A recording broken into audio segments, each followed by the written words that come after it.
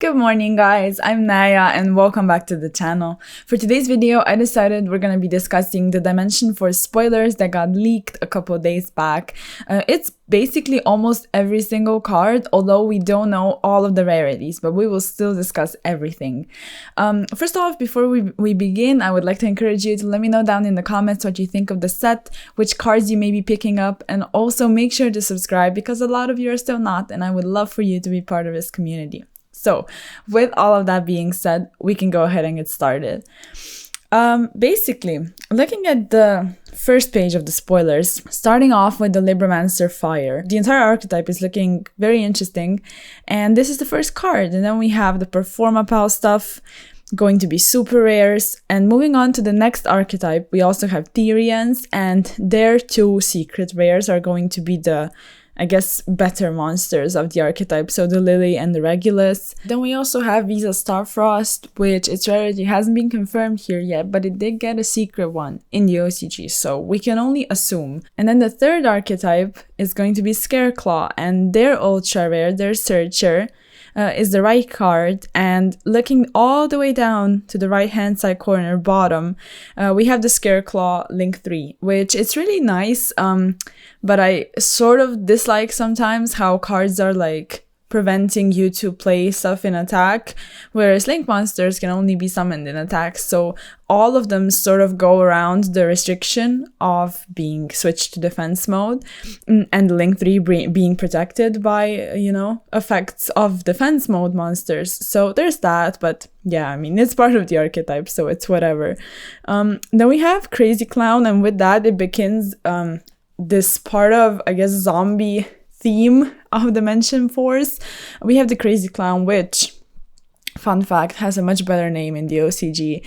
And the next card also, and then all the way down we have with the Synchros more zombie stuff. But if we stay on track and move on to the Heroic Champion, this is sort of like, it's a free special for warrior decks, which I think is really cool. And then we have Predaplan stuff, which most of it is looking to be very low rarity, which is nice. And the new Punk card, going to be an ultra rare. And then we have Illegal Knight. So overall, the adventure stuff is looking busted, obviously. And with the Illegal Knight, its addition, it's going to be even better, honestly. So, yeah, I'm looking to see what happens. Obviously, it's a busted card, but it is kind of too good if you pair it up with the entire adventure archetype. And then we have Ancient Warriors. A couple more monsters, a very cool dragon, and then we have a new jar card, which I think is kind of, it's interesting, it's kind of cute. Basically, it's a flip jar. And then the Odd Eyes Ritual. I love how pendulum cards are like, you know, fusion, ritual, all of that. And the Odd Eyes Ritual actually special summons an Odd Eyes from the extra deck. It has to go through a lot of steps, so you summon it and actually use the effect. But I think it's kind of interesting if you go for like special summoning Vortex or something like that, bounce a card, negate. But we're getting kind of deep into it by this point. And then it's the new fusion for the branded stuff. So this card is looking to be incredibly busted. Obviously, it just hard counters the, or not exactly counters, more like breaks the board of a Dragon Link player very easily. And overall, it's looking really nice. And if it gets sent to the graveyard, which with Mirror Jade you can quite easily do that, it also searches Polymerization or a normal fusion spell card in the end phase. So Brand Fusion, very much free access to it. And then the Starving Venom card, which is sort of mashed up with Predaplan things. And I think that's kind of cool, looking at how the Starving Venom dragon and then the Predaplan Dragostapelia are two most go-to fusions for Super Poly. And I think it's cool that they have like a merge between both of them. Then the Dynamorphia fusion. This package is seeing a lot of play in the OCG and really, you know, stirred things up in the TCG also, looking how Dynamorphia things sort of shot up in price. Then we have the secret. Then we have the Synchros for zombies. And actually, if I'm not mistaken, the first one, the Red Eye Zombie, is a higher rarity in the OCG, but they decided to put the next one, the Corpse Dragon, as an ultra here. The Corpse Dragon effect, I think, is just really it's really nice. It's just really healthy and fair, and you know, if you summon it in a zombie deck and use it, I think it's nice, and I think it's cool that it's also an ultra. Then moving on to the Psychic End Punisher. So this one it's really busted, and it's generic, although it is a level 11, so that's kind of big, but it has a nice effect, and I'm pretty sure it should be of sort of a high rarity. We have the Exorcister XYZ, and this XYZ is so broken. Like, I read it first and I was like, you know, that's kind of fair, you know, it has a lot of kind of nice effects, so that's cool, and hopefully it gets a cool rarity over here. And then the last XCs, it's not really important, but I figured I'd mention it because it's just a very funny win condition. And then we have Beyond the Pendulum. So this one is it's really nice. Like, it's not exactly Electromite, but it does surge and it does pop 2 cards, which is kind of fair. And also, the monster that it searches, you know, you cannot use its effects until you Pendulum Summon. And I'm pretty sure you cannot use effects, like monster effects overall, I think, before you Pendulum Summon. So I like how they're sort of trying to make something busted a bit more balanced, but I think it's nice. Overall, I think it's cool that Pendulum is getting at least something. And then for the next page of the leaks, first up we have the Weather Painter link, and together with it, a bit down the line, we have the Weather Painter field spell also. And I think it's so amazing that Weather Painter is getting support. Like, it's been out for quite some time, and the only card they needed was like a truly busted field spell, continuous spell, something like that, because hopefully it really does boost up the archetype. And then we have a super rare link as part of the plant support. It is a Sylvan link, but basically it's just plant support.